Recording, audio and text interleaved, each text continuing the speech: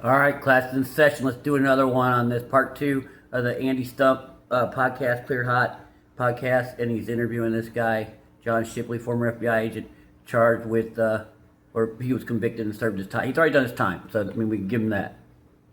Like an ass chewing? This is an ass chewing. Okay. Not. So you professionally embarrassed her. It wasn't as if she was removed from her position. No. Okay. No. That didn't happen until just a couple of years ago. She's been demoted and moved and stuff. She's had some problems. Okay, so he's talking about a U.S. attorney who's supposedly, because she got this tongue lashing like numerous years ago, she's going to be going after him his whole career. But I'm kind of wondering, why don't we have a name? I mean, if you have a U.S. attorney who's been demoted and she was caught later for crimes, just give us a name and we can verify your story. It's she's out there, some lady, some U.S. attorney lady. Why are you protecting her? Broke the law in several cases. Okay, what cases are those? Give us the cases. We can then verify, oh, he's right. Look at these 4 cases she broke the law. Dude, he's probably innocent. Once again, allegations with nothing to back it up. And People are not going to want to hear that the institutions that are supposed to exist to enforce the law are the ones behind the scenes bending and breaking it. Well, this guy doesn't care because as long as he's fine, he's good, and he'll take down anyone in his path like a narcissist. Well, These badges are supposed to mean something. They're going to hear it because that's what my case is about. And It doesn't appear that's what your case is about. You're trying to make it about that. Let's go see. just a second. So she came after me for accepting bribes. Why? Why? I mean, they're just accepting from who? What? Where's the There has to be some kind of paper trail. You know, provide that and then show us how stupid it is if it was. But why is this guy? You're needing money or something, dude. This is the second time. This is the first time you're getting investigated for bribes. What bribes for what? I mean, they're creating just out of their ass. They went through all my finances and they looked at our tax returns and they looked at everything. They're like, yeah, this guy doesn't have any money. His wife makes this amount. He makes Or this his amount. bribes were so low they couldn't really find it. And at this point, I don't know if we had adopted our 2 kids because we adopted 2 kids at birth. And that was... What do I tell you about, goes back to Red Pill, what do I tell you about adoption? Whose idea is it usually? And I've already seen this podcast several times, so I'll tell you whose idea it was. It was his wife's. And he told his wife he did not want to do it. But why? But because he doesn't have leadership in his marriage, apparently. His wife told him, yes, you do want to do it. And God wants you to do it. She took the moral authority of God. She taught him that tactic. And she did it. And it's extremely expensive. It's weird around the time that all this is happening. That's happening too. And I've said this on numerous of my videos because of DNA, because of it's not yours. It's difficult raising adopted kids. And men usually don't like to do that. Men have it's called the we want to know who the paternity. That's why we don't like women cheating. We want to know who the paternity of the kid is because we don't want to raise another man's kid. And Alpha does not want to raise another man's kid. That's the part of his brain talking to him. But yet, because he's a beta bitch, he gives in to his wife. And look, he gets caught trying to get money from it. It's super expensive, but I just went on work in my regular shift. Were expensive. But so she went after me for accepting bribe. And once that didn't happen... A bribe? Then she said, well, you made false statements at the trial. And so the Office of Inspector General, there was a guy that worked there named Eric Ben, and he could not investigate his way out of a paper sack. But he was playing good cop, bad cop with me with his boss from Dallas. Just throw guys under the bus in your agency. And then they're like, you're going down for this. And I'm like, which one of you is a good cop? It was a joke. You're an FBI. It'd be like if I said to you, hey, you know what? You and I are going to have a push-up contest. Andy's a Navy SEAL. I would just say no. Yeah. I choose not to participate. Somebody that doesn't know jiu-jitsu says, hey, I want to roll with you. Actually, I would say, Michael, I think I would say no to that too. Wouldn't you? The reality is, I'd love to see it if you said yes. well, the reality is this though: you're way more likely to get hurt with somebody who's unpredictable That's like very that, true. because they're gonna. That's because Andy's authentic and truthful, and not. He's very humble and probably a badass at jujitsu, but he's not gonna. He doesn't want the spotlight like this guy does. Have jujitsu answers to jujitsu problems. And I think he kind of knows that this guy's trying to kiss his ass. Freaking out on the street, it's like, whoa, dude, that's not the right way to move. You're not supposed to move like that. That's not how you get out of that. You get elbowed in the head by accident. Yeah.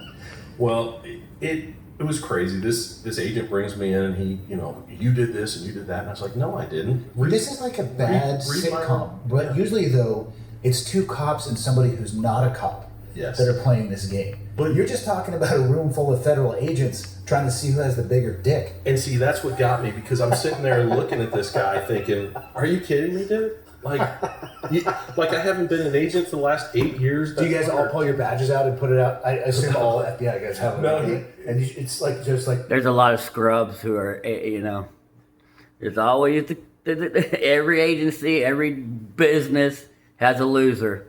I'm just saying. it was just like boom. It's like, oh, I got a badge too. No, the interesting thing was when they brought me in, they called me and they said, look, you have to report over to OIG to be interviewed by Agent Ben. I said, okay, roger that. No problem. And they're like, okay, you're not allowed to take your weapon with you.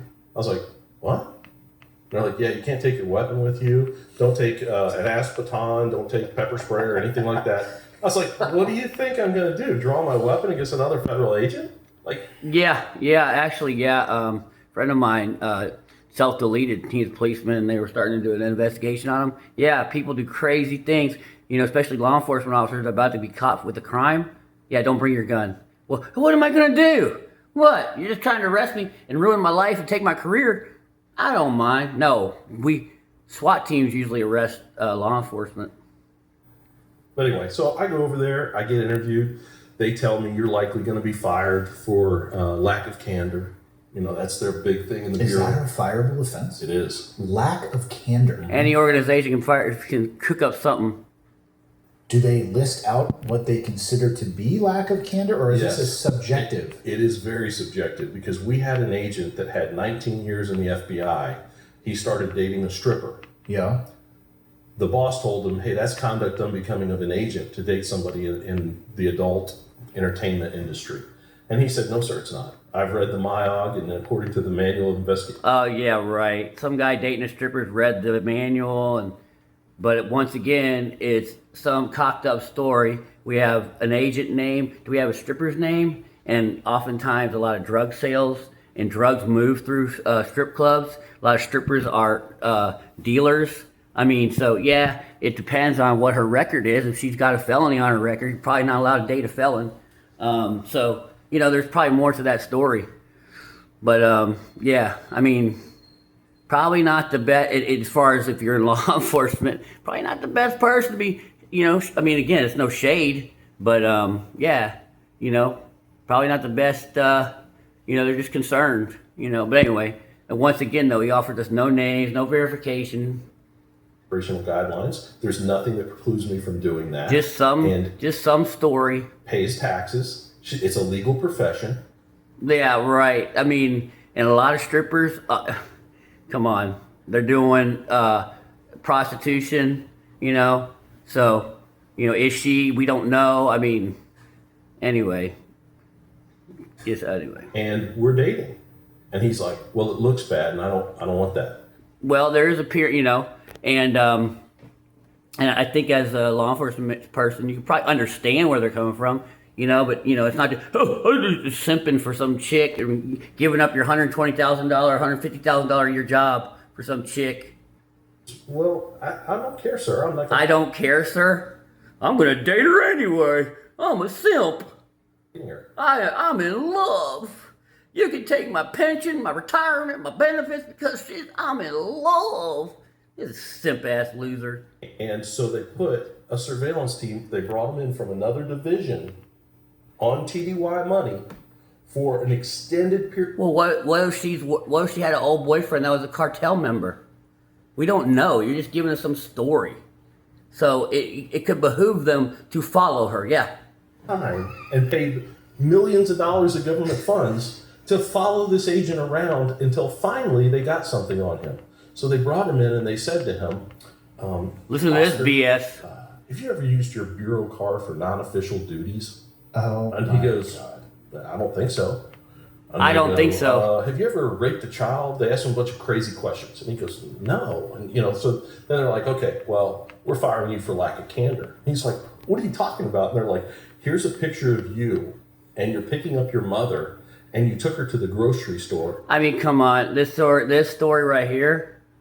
He's picking up his mommy, his old lady. This is the only thing they got on him. Over home. That is not official business True. Okay. in your government vehicle. And he looks at it and he goes, you know what? You're absolutely right. He goes, my Corvette had broken down, so my Oh, damn, this Corvette 2-seater broke down. So, all he's got is he can't rent his mom a car. He can't rent a car for himself. Can't give her an Uber. He's got to get that government vehicle. The only time he ever did, he's got his mama trying to go to the grocery store because she can't afford it. he was broken. My mom had no food in her house. Oh, yeah, no food in the house. I mean, come on, man. Called me and said, Mijo, I haven't eaten in days. Haven't eaten in days? Can you come over? So I drove over there. Right.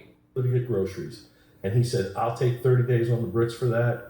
Mm-hmm. What a soldier.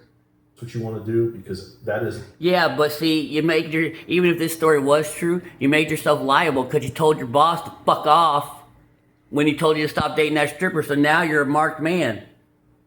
So you took your mom who hadn't eaten in a couple of days in the grocery store one time. Get the Jesus. FBI. Yes. Make a better see. Narcissists don't see how the other room sees them. And I did it.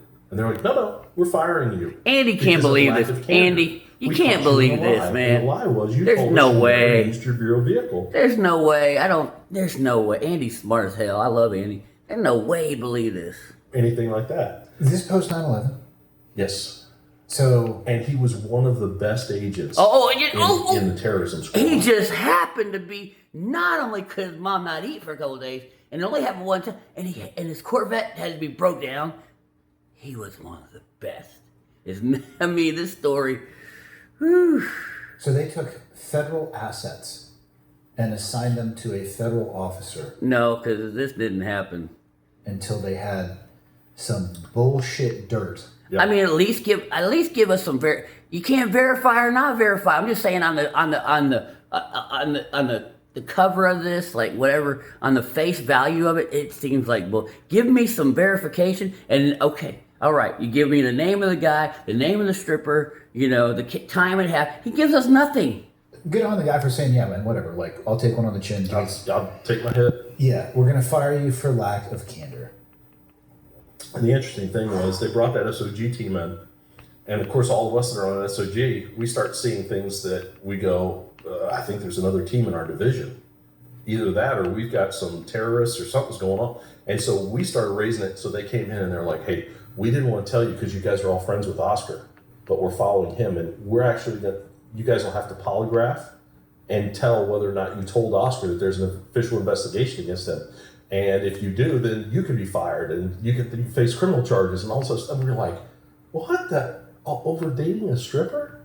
No. Well, whatever it was, but who knows, right? But they have proactive investigations going on all the time. And even in regular internal affairs investigations, you're not supposed to share information with the target. Just saying, that's just normal practices. Really? Yeah. Really. Damn. It's just crazy the levels it gets to sometimes. And it's because you have a few people that rise up to the top that have no idea what they should be doing, so they focus on the wrong things. I had a SWAT mission one time where I had the ASAC, who's never been on a tactical team, telling me how to do tactics that are going to get people killed. And eventually I just told her, I can't do that, man. Sure. I will not do that. Sure. She's like, okay. She takes Bob's order, rips it up, throws it in the trash can, and goes, problem solved. Yeah. I guess. Yeah. What was her name? When did this happen? Another story we can't verify. And her solution was, well, why don't you, instead of having the SWAT team handle this, why don't you just have the call them and have them do a pullover out on the highway? I said, man, if there's a shooting out in public, We do traffic stops. You know, I was 22 years, I'm retired. Did traffic stops on all kind of cartel members all the time. We don't call in SWAT every time you deal with a bad guy. We do traffic stops all the time because they don't know whether it's they just getting stopped or, you know, it's because of the 100 kilos they sold. instead of in a staged area with qualified operators. You don't have those resources all the time either. You know, we're just gonna, you know, get all these. Try to get a SWAT team from from FBI come help you. There's a greater chance that somebody's going to get hurt. And she goes, well, if an El Paso PD officer gets killed, that doesn't affect me. I mean, are you serious? You think anybody? I mean, I don't care if someone else dies. I mean, I don't even care. See how he makes himself, you know, the hero? This guy's always the hero. I was on SWAT and I wanted to save the officers, but she didn't care. She didn't care they died. Just shoot them. I don't care. It ain't my problem. This podcast is one of the hardest to finish with all these loser lies, dude. She said that. Mm-hmm. A federal No, agency. she didn't exactly. No, Andy knows he's lying, dude. And that was my boss. Isn't that lack of candor? That's my boss's boss. That's some lack of candor No, right there. that's a lack of integrity. I don't actually know what the word candor means, but Just truthfulness. I plan on using it a lot in the future improperly. Michael, do you have a lack of candor that I need to know about? No, I'm usually pretty honest. Usually. Interesting choice of words. So, all right. Well, so that happened with Samantha Carrington. So I was on the radar for that assistant. Right. And she went after me for 2 things, and she didn't get me. And then one day, I'm in Dallas. So remember, my office is. And in then Pasadena, one day I gave him a layup. to Dallas to do some counterterrorism training. And we're out in Dallas, and I get a call from an ATF agent named Frank Henderson. Now I know Frank because my son and his son. Oh, we get to go over these t-ball, and you know we went to church group together, and he ain't calling about that, dude. He's calling about your sniper rifle found in cartel members' hands. Why is it over here? Why'd you sell it to some cartel? Why did it get sold to cartel members? That's what he wants to know. He's calling about t-ball, but you're trying to get us off the trail. Together. And so I knew he was ATF. He knew I was FBI. We'd see each other, you know, hey, buddy, how are you? Hey, you know, we weren't like hanging out buddies and friends. Right. But he knew me and I knew him. Right. So he calls me one day and he said, John, did you used to own a Barrett 50 cal? Did you used to? I said, well, I've owned a couple of them. Why? And he said, Yeah, the Barrett 50 cal is $8,000 to $10,000, right? Why would you own a couple? You only need one, and most people don't even get one. The United States government at one point during the Middle East war bought 100. That's not that many. 100. This guy's had a couple, and at FBI rate of pay, you're gonna be able to buy $8,000 to $10,000 worth of several of those guns, and then to go shoot them. I mean, it costs a ton of money. The Barrett 50 cal sniper rifle is not a gun usually used for sport shooting, or it's definitely not used for hunting. What are you doing buying these things? But the cartel loves them, and the Barrett 50 cal sniper rifle gets up to they would sell it for $500. Also, it's highly coveted by the cartels because it destabilizes it's bad because it makes them more powerful than most of the police forces. So it destabilizes the Mexican government, and only the military can tend to fight him because of its armor-piercing rounds. one in Mexico, the serial number is 20488. Did you used to own it? And someone died during a shootout where they found his rifle. I said, well, I'd have to call my wife and tell her to look in my... He has to call his wife. How about you get your ass home? Because you're about to be in serious trouble. And you go look it up for yourself. Hey, honey. See, he wants to make it real innocent. Did I own a Barrett sniper rifle? I don't know, honey. Go look in my books. I don't know if I ever bought one of the biggest, baddest guns you ever could buy. Did I buy one, honey? Fuck out of here, dude. Because back then, when I started collecting guns, I was in the Army. collecting guns, and his computer crashes. I can't find the info. My computer crashed. I sold a gun to somebody, and then later thought, well, if that was ever used in a crime, how would I prove that I sold it? I have no receipt. Right. And your guns were. I don't have any documentation. So as I started to collect more and more guns, well, as I grew my collection and I got older, Blah, I started blah, keeping liar. track of them. Well, I used to keep track of them on my computer until my computer crashed. No, I crashed. lost all those, All of them? the Army guns. Probably porn I virus. didn't know. Yeah. So I decided, I went into a gun store and I said to a guy that was a federal firearms license, I said, hey, how do you track your guns? Do you do it on like software or something? Because I lost all of mine. On Well, at the rate of pay of an FBI agent, how about just get a spiral notebook? Why? Oh, I need. You had to go through this whole story with this guy, and I need this thing, and blah, blah, blah, blah. And actually, he has two of these things called the A&D, whatever this thing he's about to talk about. He had two of them. He only told the government about one. He didn't tell them about the second one he had, which they found on a search warrant, which was a lot more detailed, and gave up the juice on him. On my word sheet, it's gone because my computer crashed. And he goes, no, we have this thing called an A&D book, acquisitions and dispositions. And what you do is you log it in and say Barrett 82A1 serial number. It has a blank for everything, and you just fill it out. And then when you sell it to somebody, there's this, on the other side of the page, there's who you sold to, what the date was, all the information. And is this just a receipt for you? Is this a legal document, or is this a way for you to keep track of personal items? This book is sold on the internet to anybody who wants it. Okay. Okay. It's not an official government form. There's no, as a private citizen, you have no obligation to have that book. And in fact, now that's what they came after me on. And you'll hear more. One of the things, yeah, they did. So I told my wife, I said, Because look, you lied and didn't tell them that you had two. You lied to a government agent, yeah. find out if I It's a ever crime. Barrett. That's at 82A1 and 20488 is the serial number. So she's like, all right. She All calls me right, back. She's like, yeah. you owned it, and you sold that to Armando Rodriguez. I said, okay. Uh-huh. Armando Rodriguez was an El Paso County deputy sheriff. Who was And dirty. He was a friend of mine. I knew Who was him from dirty. booking prisoners into the jail, but I also knew him because he would go to the gun shows, and he was an avid collector. And so you get to know the guys who are gun guys, especially maybe like this town. There aren't a lot of gun stores, so There's more than you. And you're not a gun guy. You just buy them and sell them. really. Hey, this is Montana. So El Paso they had 3 or 4 gun stores. 3 or 4? Are you really serious? And pawn shops? Dude, they got more than that. Texas. All of El Paso? And all of El Oh, Paso. those are rookie. That had to look that up. Okay, so what I'm saying is, if you're a gun guy and you can only buy from 4 places, everybody gets to know you. There and might they be know, 3 or 4 gun stores on Main Street. Okay. So the guys at the gun stores not only get to know you, but they know what you do for a living. Yeah. And then they're like, oh, and do you like tactical guns, or do you like hunting rifles, or do you like... That's why you got ratted out. Yes. Yeah. And they'll say, hey, did you know that John's getting ready to sell his Barrett?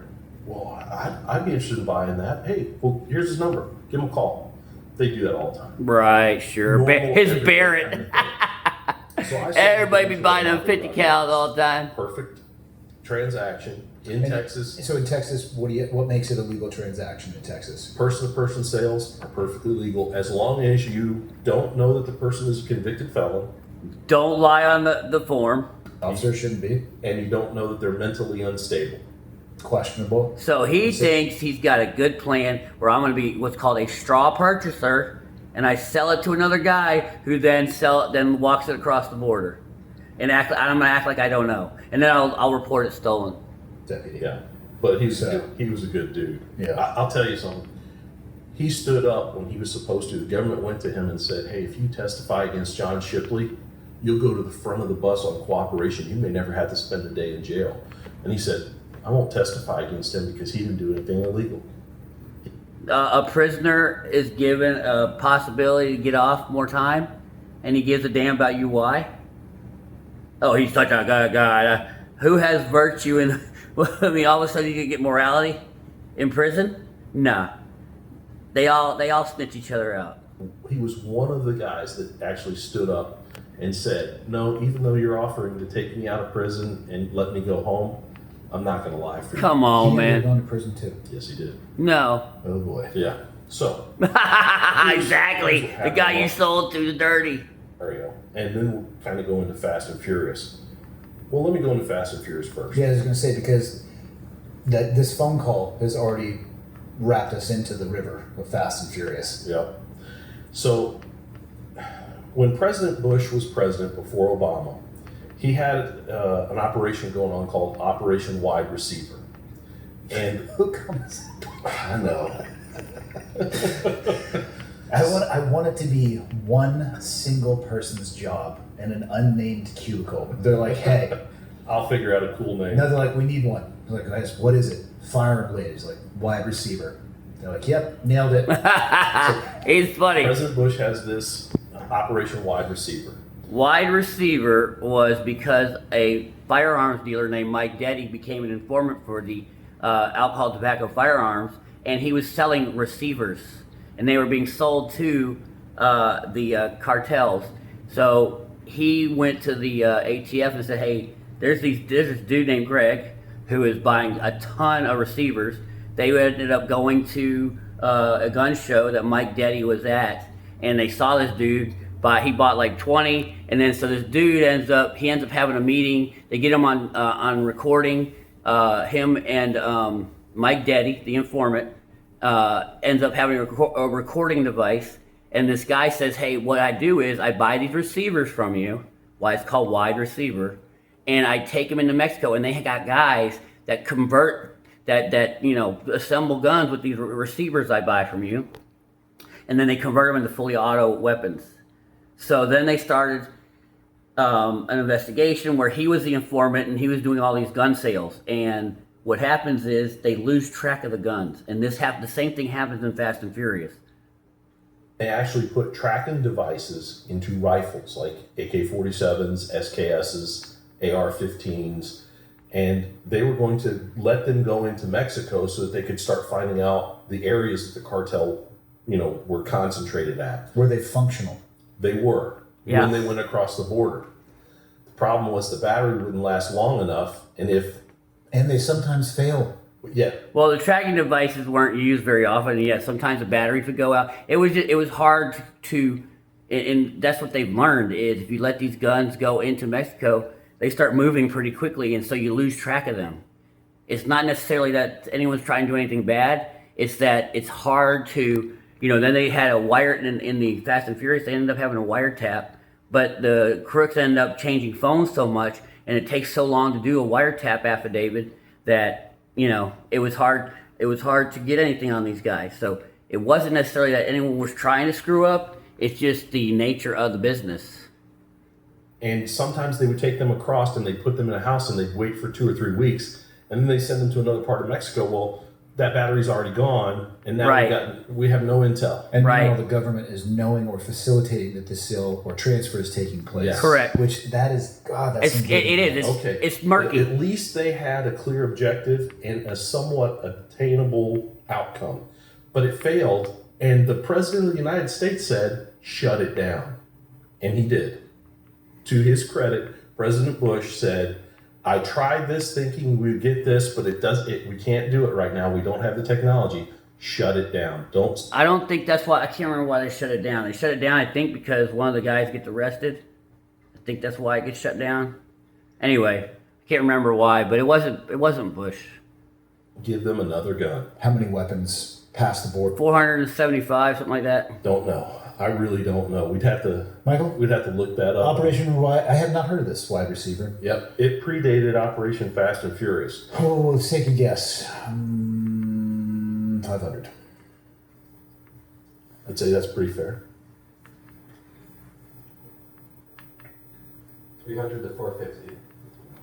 Okay. I'm going to say it was 450 just because it makes me a little bit closer. All right. Now, here's where it gets ugly. So Obama comes in. He's a Democrat, and he's anti-gun. And he says, well, I want to ban certain types of weapons. I want to ban 50 calibers, and what we call assault. Everybody got scared when Obama came in. All the gun, all ammo, everything shot up in price. And he talked about doing it, but Obama then ends up realizing it's kind of a lost cause, so he doesn't focus on the assault rifle ban. Yeah, he gives it up. And he actually meets with President Calderon, and what they came up with was, in a press conference with Calderon, Obama says that they're going to focus more on the laws already on the books. They're not going to want to do they're not going to make any new laws like do the assault rifle ban. And so, but Calderon also says to, I believe it was Iona Grillo in Blood, Guns, and Money, but it's written in there about how Calderon says he was told about Fast and Furious, but wasn't told of the actual it was Fast and Furious. He said that the United States was having a big investigation going on, but at this time, they didn't realize how bad they were doing in the investigation. Once again, it's hard to follow guns. So after these two investigations, no one really wants to touch guns and walking them into Mexico because it's so hard to track them. Rifles that are popular. I want to be the first president to actually pass. No, he didn't say that. Laws that say civilians in the United States can no longer have these. There was already an assault rifle ban. He wants to be the first one. Well, he'll be the second one because there was already one. Loser. Come turn them in, or you become a criminal overnight. Wasn't there an assault weapon? See, Like busted by the host, Andy, who's an awesome dude, who's busting you. So President Clinton tried it where he said, okay, well, if I can't ban the rifles themselves, I'll make the magazines can only hold No, it was already an assault rifle ban. rounds, or I'll make handguns that only He hold changed It it. was a fully automatic ban. No, Well, they've done bump stocks and a bunch of different stuff. you don't even know the Sometimes laws, it's bro. just a way to try to get around the type of sear to make it cycle faster. Yeah. And now they have binary triggers and all Yeah. that kinds of stuff. But, well, President Obama said, I want to be the first president in the history of the United States to ban these guns. Civilians do not need 50 cals, and they do They not don't, need assault actually. weapons. And nothing in the law protects their right to have those guns.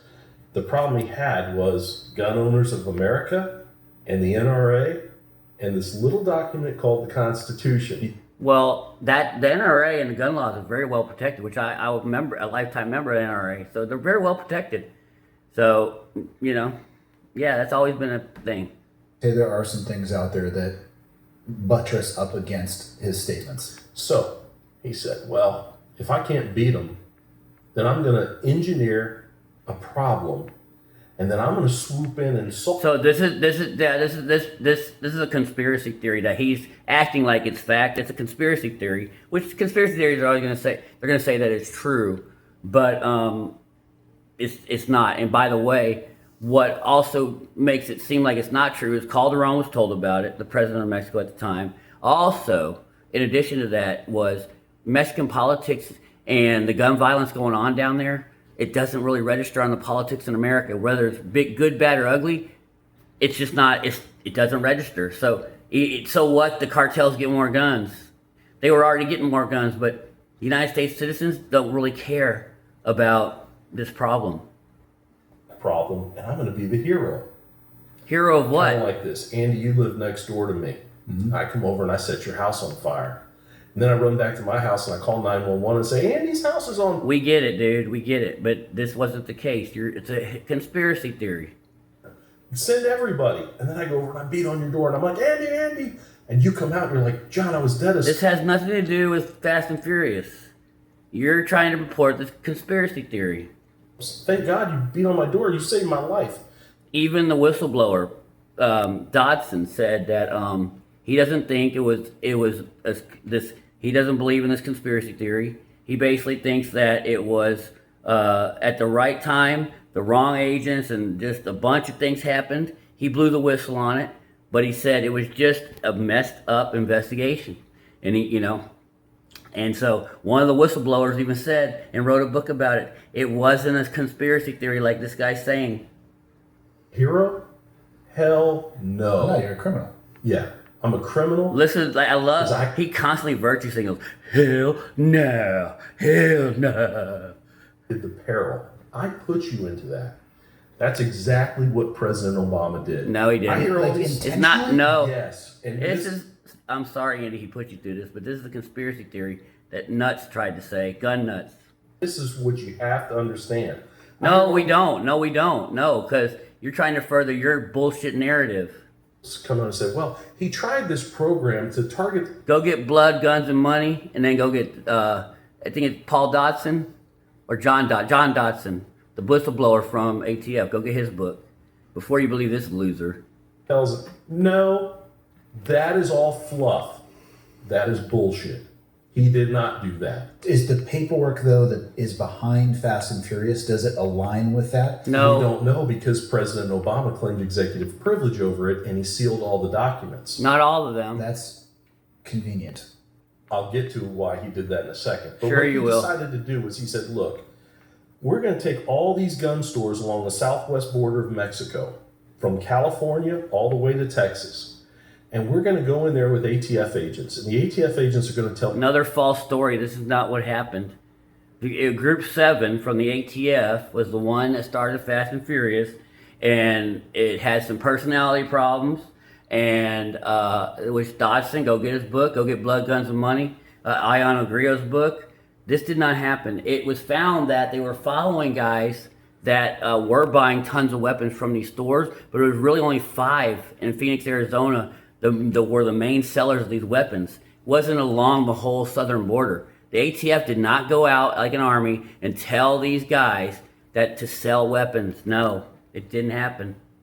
store owners, hey, look, we want you to sell as many guns as you can to the cartel, to their people that come over. Who would say that as an ATF agent? Who would say this?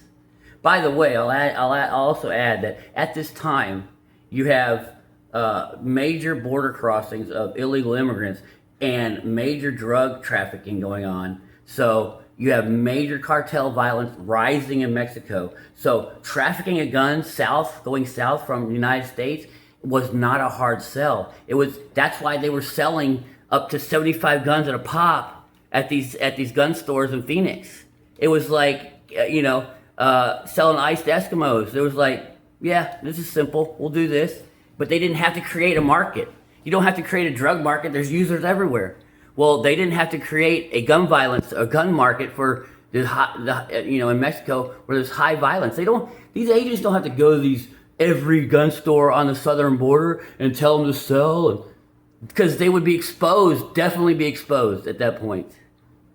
Plus, anyway, Because all the time we get people from Mexico trying to buy guns. Mm-hmm. And to date, our system has worked because we haven't had the problem of American guns going into Mexico that we know of.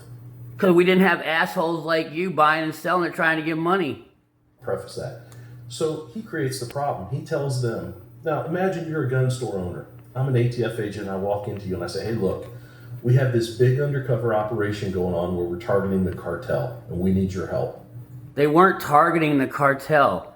They were targeting the straw purchasers here, and then they were trying to see where the guns were going. Because the guns moved so fast, because they were inept, because it's just the logistics of trying to follow guns, they found out that it's very hard to follow the guns, right?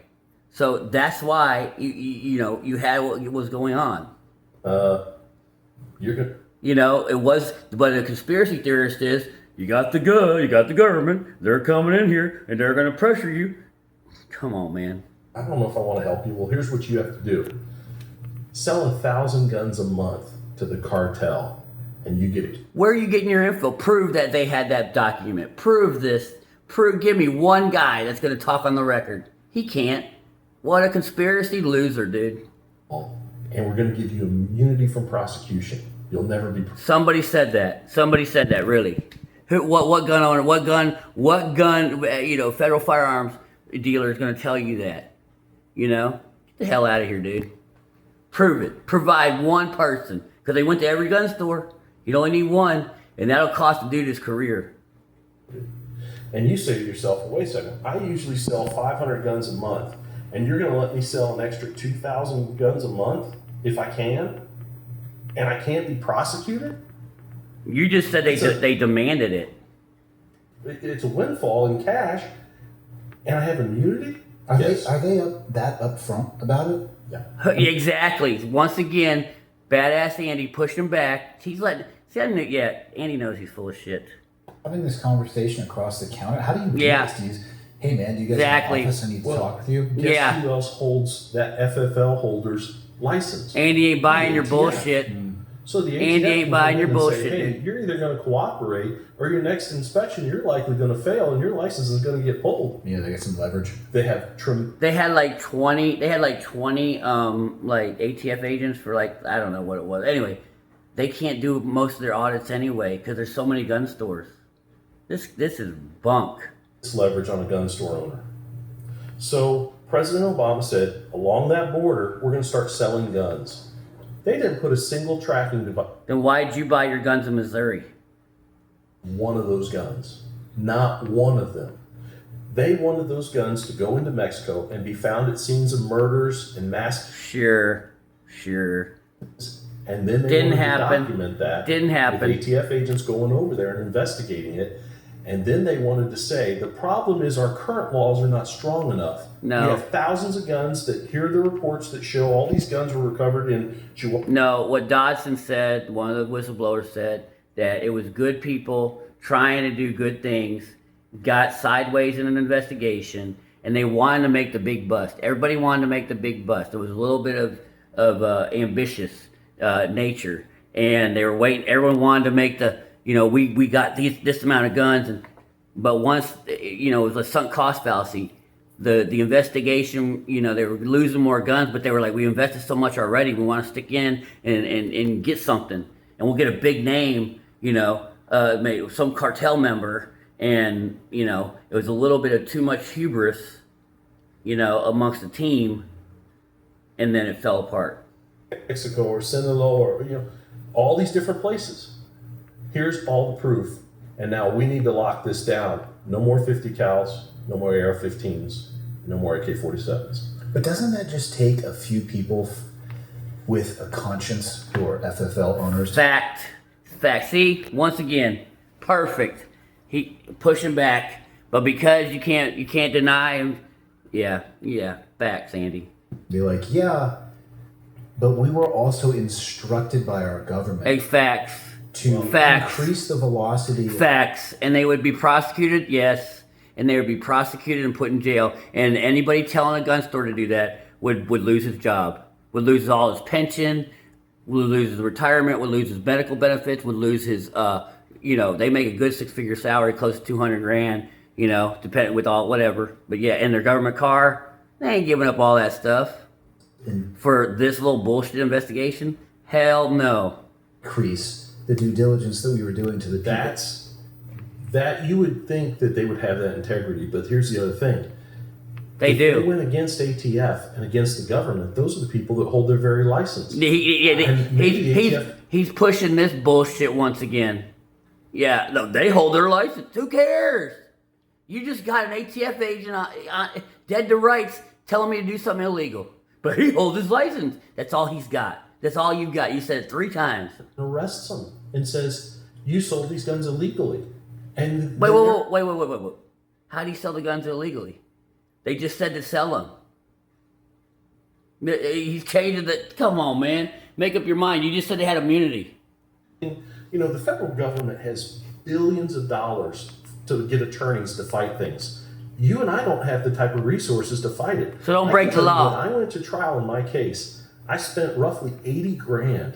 I took every penny that we had in equity out of our house. The kids' college funds were all gone. Anything I could sell, I sold. Because I was Including the guns. innocent.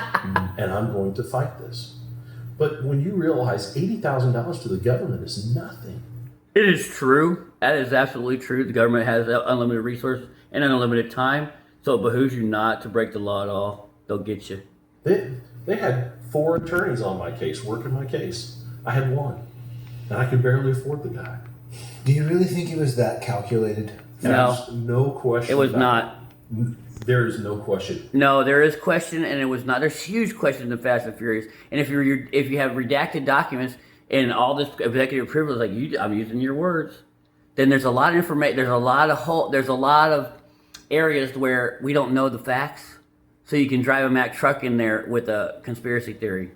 Just think about this. Why would you ever tell a gun store to sell guns to the They cartel didn't. and allow them to walk? What is the positive part? What unless you put a what is the positive? Again, what they were trying to do, just like we let drugs walk, we try to see, okay, it's going to this stash house. Okay, this person picking it up. Okay, we got these vehicles. They were getting tons of information. Okay, these are the phone numbers that are calling to come get the guns. You're hoping to get to the bigger fish. That's what they're hoping to do. You don't just want to bust one guy like you, like gets a 2-year sentence for, buying a couple guns and selling them 50. You bought 54 guns over a 3-year period and you sold 51 like you did. But they want the bigger fish. So they're trying to follow the guns and not let the crooks know that they're following them. But the following part didn't go very well. advice or some way of, Or you demil slightly so it malfunctions with something. and none of them did. And in fact, there's a gentleman, his name is Brian Terry. Now, This is sick that he uses a hero like this in his bullshit. Michael can pull something up on Brian Terry. Let me tell you about a true hero. Brian Terry. This has nothing to do with you, though. This has zero to do with you.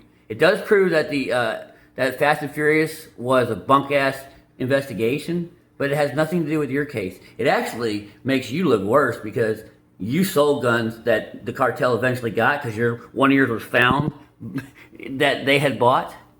So it makes you look worse, in my opinion. in the Marine Corps, then became a police officer. Then he joined the Border Patrol, and at 38 or 39, he 38. went through selection for BORTAC.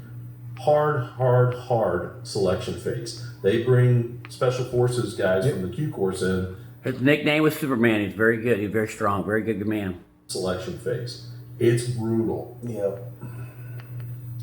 So That's right. you may look up Brian Terry, Border Patrol agent. There'll be a good picture of him. And there's actually a picture of him, and he's got his partner on his back, and he's running through the sand. And I'll tell you that story. This story in the book Blood, Guns, Money did not happen. It did not happen. This is not the. He's making this story up. They would put your last name, Shipley, on tape on the back of your helmet so that they could, when you're running, they could say, super common. Shipley. More unnecessary facts. There's Brian. That's the picture. Well, Brian's tape had fallen off. And one of the other candidates that's going through selection phase, He was doing that to kind of prove he could do a fireman's carry, like help your partner that's down. his name on the back of his helmet, and went up to Brian and put his name accidentally. So then, Or wasn't. well, I don't know. This is some BS. There. That is how you fuck with your friend. So, true. Yeah. So, and this is Kent Terry is Brian's brother, and Kent told me this story, and he said basically Brian got in trouble for something that he didn't do, and he was told you have to carry your partner for half a mile through the sand down here after they've been just smoked all day long. Yeah. And so he puts his partner up on his shoulders, and he doesn't argue. He knows that he didn't do it, but he takes off running, and he gets down. The guy that gets accused of something, like he's trying to parallel it with him. He got accused of somebody, did the good deed, and that wasn't the story told. Brian apparently did it. He ran around the course 3 times. Didn't say anything about him being in trouble. Then he turns around at the turnaround point, and he runs back. And the cadre go out to him and they say, "Hey, we messed up. We messed up. Put him down." He goes, "No, you punished me. I'll pay the debt." He ran him all the way back in, and that photo was taken. The cadre said we messed up and you can put him down. And he says, no, now you're not following an order. I mean, it's the whole thing, man. These made up, grandiose stories. That's now a statue at one of the Border Patrol museums down on the border. Fantastic picture. Now, Brian was killed in the line of duty, and he was killed by a gun from Fast and Furious. Yes, he was. And this is what actually kind of cracked open the can. This is wasn't what it? broke it open, because my trial happened before Fast and Furious came out. So even though my gun is involved in this whole thing, the government didn't tell us any of this stuff. And in fact, they lied in search warrants, and I have the search warrants, and I can prove they lied. They knew all about this, and they decided not to. In discovery in the state of Texas and in the federal government, you have to give inculpatory and exculpatory. They're just big words Correct. that mean evidence that makes somebody look guilty or Yeah, evidence that make them look innocent. Yeah. You have to give both to the defense. They never said one word about Fast and Furious. Why would they? It's an undercover investigation, ongoing. And you got caught up in it. Why would they say it? Still ongoing? Exactly. Once again, pushed Were against they you. aware? So this guy, So- he was killed after your trial. Okay. So he gets killed in 2010. I'm already convicted. Okay. Now, here's where things get weird. I sold my 50 caliber to Armando Rodriguez, deputy sheriff. Yeah. He then puts it on consignment with Paul Lee, the owner of a gun store in El Paso. Which is super common. I've seen that happen here Okay. quite a bit. And all Paul Lee is going to do is sell it, and he takes a percentage of the money, and then he gives him the rest of the money. That happens. What kind of paperwork is associated with that? Because obviously You peer still to peer, have to nothing. fill out a 4473. If it's going from an FFL to a third party, it has to be booked. It has to. So beyond the initial sale to you, now he's going through the gun dealer essentially. So now we're starting to enter back into the federal system with the paperwork. If Yes. he was not an informant for the ATF, that would have happened. Now, we did not know this at the time when my trial came up. I sold to Armando. Armando put it on consignment with Paul Lee. Paul Lee had been busted by the ATF for doing illegal things. So instead of them sending him to prison, they gave him an opportunity Correct. to be part of Fast and Furious. To bust people like you. Could put you in federal prison, and we could pull your license, but instead we're going to let you continue to sell guns if you just do what we tell you to do. And he was like, well, I'll do whatever you say because you got me by the ball. Right, just rat people out. The VIG. Yes, you got me. So he becomes an informant for them. He sells the gun to Jonathan Lopez, and on his ID that we have the receipt, it says Chihuahua, Mexico. So an FFL dealer sells to a known Mexican that he's not allowed to, and they let the gun walk into Mexico. Yeah, I don't know a tremendous amount about gun. Yeah, well, because you were selling so many and you sold that, because you sold a weapon that you know the cartel it covets. If you would have sold, what's the 380s, a bunch of 380 pistols or whatever. No, the cartel doesn't like those, but you know they like the 50 cal. That's why you sold it to Armando. That's why Armando gave it to Paul Lee, and that's why it was so easy for Paul Lee to sell it to the cartel. But you thought you were clean because you were twice removed. Even here in Montana, if you come from out of state, you can purchase the gun, but they send it to an FFL. That's correct. Yeah, you're not leaving with the firearm. You can purchase it, but Does he tell Andy anything here where he was sending guns to the mail? No. The transfer it, And and if then you're the like- 4473 in your state has to be general. Yeah, and you got convicted of lying on 4 of those. and if they're like California, first And you sold and you sent guns through the mail, sir. better be a California compliant weapon, or they're not going to send it. But if they do, then you're going to have to wait whatever cool off period is associated with it as well. Yeah, and it's interesting, hindsight. They went through every gun transaction I ever did and realized that every gun I ever bought was legally purchased through an FFL. I did everything right. That's what all straw purchasers do. That's why you're a straw purchaser. Yeah. You bought a lot of them. That's the role of a straw purchaser, sir. They researched everything because they were coming for me. Well, then how'd they get you on those 4 lies on the form? They got you. And then that allowed the second count because that caused the firearms dealer to have false record because you weren't the one buying the gun. Trying to make it look like Armando and I were involved in supplying guns to the cartel. And So- by the way, well, as you were does he describing ever this- tell us what Armando goes to jail for? No.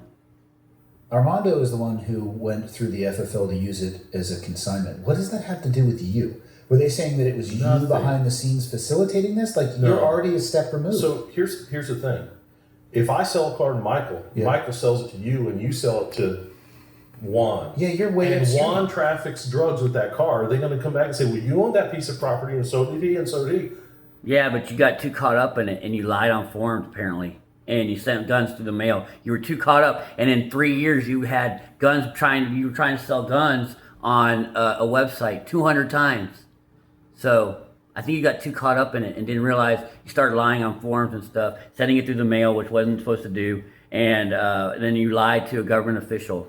That's what you got charged with. That's why I laughed at this whole thing when it happened. I was like, wait a second. You somehow think I'm involved in trafficking weapons to Mexico because I owned a gun and You didn't personally do that, but because of 54 weapons you bought within 3 years, you sold 51 of them. It's very fishy. sold it to somebody else. And you made $118,000. I legally sell it to somebody else. I have no care, custody, and control of that weapon. How can I be accountable for what they do? If he robs a bank, am I involved in provide material? No, I'm not. You shouldn't be selling 51 or 54 gun, bro, and you know it.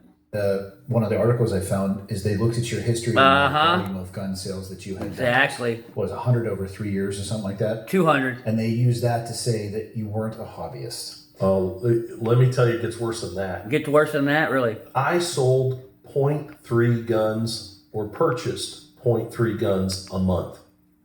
That means it would take 3 months for either me buy or sell one gun. I was going to say, I didn't know they come in thirds, They but don't. I'll research that. But that's so. That's tough to put together and still have it functional. I had an IRS agent named Mike Wright, and More fact. You always all these names, facts we don't need. I called Mike up because he had retired a couple of years before this happened, but I trusted him. I called him up, and he lives. I think at the time he was in Idaho or maybe Wyoming. Facts I don't need. He said, "John, I'm retired. What are you doing?" I said, "Hey, bro, I'm in some trouble here. The ATF's coming for me, and I need some help." And I said, "You're probably one of the best investigators I've ever met. Can you come down here and look at the books and do a financial analysis of this and see if the government, if their argument is going to have any weight when we go to trial?" He said, "I will on one condition." This virtue signaling. Okay. Here's some virtue signaling. I will on one condition. What is it, sir? He said, "If I come down and I start going through your documents and I see that you broke the law, I'm out." Right. Sure he did. Let's see that affidavit where he said it. Let's see that recording you got of him saying, "Get the." Sit your ass in jail because you're a piece of shit. This is Oh, crazy. right. And I said, "Mike, come on down." Now, come on down. Mike comes I'm down, please. Hired IRS. He goes through all the documents, and he's the one who came up with the.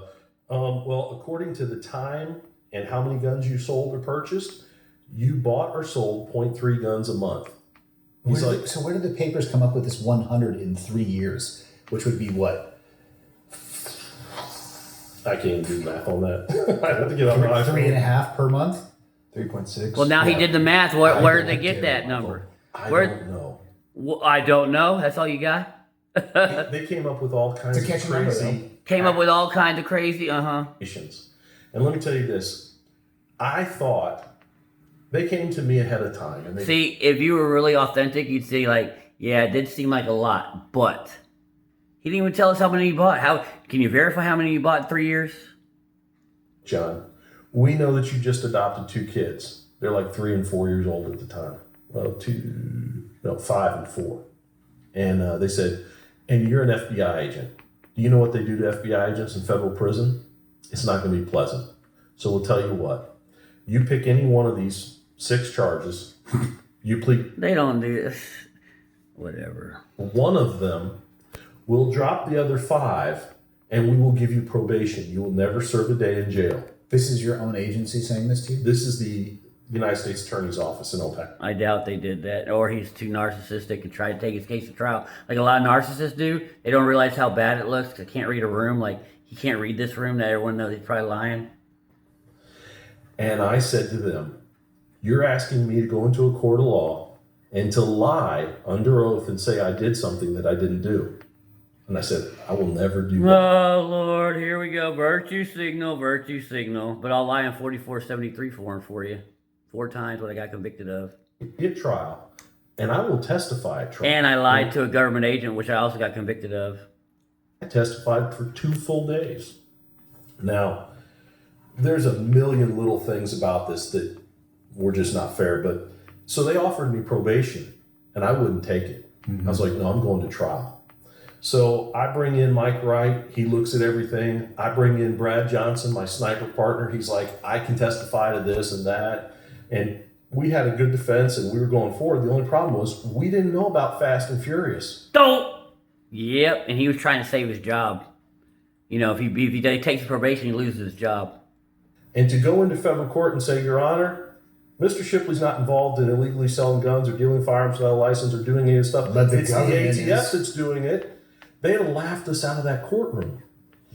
Now, here's some other things that are kind of interesting. My judge is David Briones. Yeah. You can look up Judge David Briones in El Paso. I believe he's probably about 83 years old right now. Mm-hmm.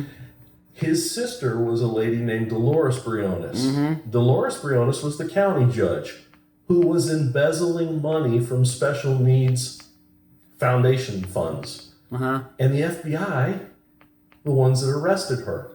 So now I'm standing in front of her brother in federal court, and he's my judge. He's got a making vendetta, decisions huh? on my case. Really? And I was like, I said to my attorney, maybe we need to get a change of venue. There's David That ain't gonna Briones. work. And he's isn't that a conflict? even the appearance No. of impropriety should have been enough for him to say, Yeah. I'm going to recuse myself. And in fact, he did later, after I was done with my sentence, went to prison, and I filed what's called 2255. I filed this motion, and I said, you should recuse yourself because I was involved in this. So they went to the FBI, and they said, well, was Mr. Shipley working against Judge Briones, Dolores Briones? No. And they said, well, he wasn't the case agent. Exactly. Well, no, I never said I was a case agent. I was on SOG. I followed her around and did surveillance on her. But she don't know. So I'm an integral part of the investigation. She doesn't know you did. This guy's sister, and yet he's my judge. No. That's a little rough. No, Yeah. it's not really. Now, the other thing is that If you were undercover taking pictures and following her around, they don't even know who you were. at the time, my attorney was friends with Paul Lee. And when I got all the discovery and I started looking through it, I found a document that was a receipt for the sale of that Barrett. And I kept looking at it and I was like, wait a second. This handwriting here is like Chinese calligraphy.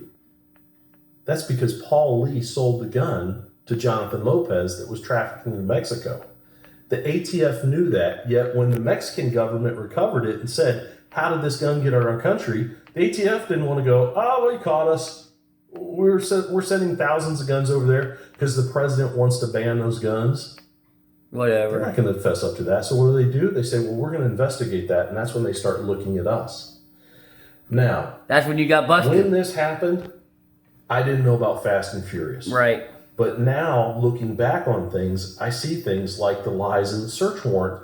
And I couldn't understand why they were there at the time, but now I understand them.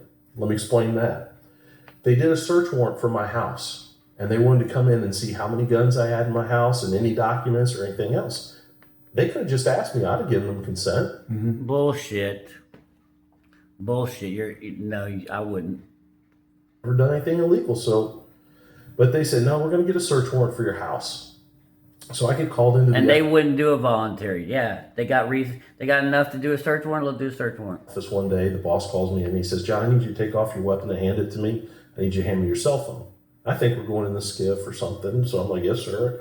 I hand him my stuff, and we walk into a room, and there's all these people standing around, and there's the AUSAs, and there's a couple ATF guys and a couple customs guys. You're and fucked. So I'm looking around, and I see Frank Henderson. So I walk over to him and say, hey, Frank, what's going on? What's going on, He man? goes, Whatever. he won't look at me. He turns away from me. Yeah, because you're a I crook. said, Frank, what's going on? You're a crook. He goes, here, read this. And I look at it, and it's a search warrant for my house. I said, you have a search warrant for my house? He goes, yeah. I said, what do you hope to find? And he's like, guns. I said, well, I've been collecting guns since I was 21. I've got Right. hunting rifles. I've got AR-15s. I've got some sniper Barrett 50 cal sniper rifle. rifles because I'm a sniper. I've got tactical guns. I've got all kinds of stuff. I was like, you don't need this. And he goes, yeah, we're going to your house. Well, when I read the complaint for the search warrant, the affidavit, Which is like the justification to yes, get it. it's what the judge gets because he didn't know anything about the case. Yeah, he's basically needs to be presented with something that justifies the warrant. He has to have articulable, probable cause that a crime is being committed and that this search will aid in the investigation. Gotcha. So he gets these documents. Well, I start And it reading did. them, and it says, John Shipley met with your affiant. Now, the affiant or affiant is the person that actually signs the agent, a law enforcement agent, that signs their name to the warrant before the judge either approves it or disapproves it. It says John Shipley met with the affiant, and then I look on the last page and I look at the affiant's name, and it should be Frank Henderson, and it's not. And I go, wait a second, on this day I met with Frank Henderson, and I told him this, and it's correct, but he's saying that the affiant is Eric Ben from OIG. And I go, this doesn't make sense, because I never met with Eric Ben, and I never told Eric Ben this stuff. So all these are lies, because it's saying that the person that signed this, I told these things, and I couldn't figure it out. Why would that be in a search? I don't know if that'd be in a search warrant, but he's trying to split hairs on whoever did the search. But but they did a suppression hearing, and you lost. I realized after Fast and Furious broke, that wasn't a mistake. That was being very cunning and intelligent and deceptive. And it couldn't have been picked up unless you knew about Fast and Furious. Remember, Frank Henderson's an ATF agent in El Paso. He knows about Fast and Furious. Eric Ben's an OIG agent. He doesn't know anything. So No, Frank Henderson wasn't working the case. It was Group 7 out of Phoenix. So, in your gun, the reason he's talking to you is because he's in El Paso, and the Group 7 told him to go talk to you. This is all, god dang, man. they said, I'm assuming that Frank Henderson said, look, I can't sign this affidavit because I know about Fast and Furious, and I know how this gun actually got there through our informant, Paul Lee. So I can't sign this. I'm not going to sign this because I could end up getting fried. So they made Eric Ben. They said, Eric, hey, Frank wrote this affidavit for a search warrant on Shipley's house. You just said you don't know for sure. You just said that. And this thing. So why are you saying it like fact? This not, once again, another fault. I'm too tired of listening to this guy. Anyway, that's all for this one. See you on the next one.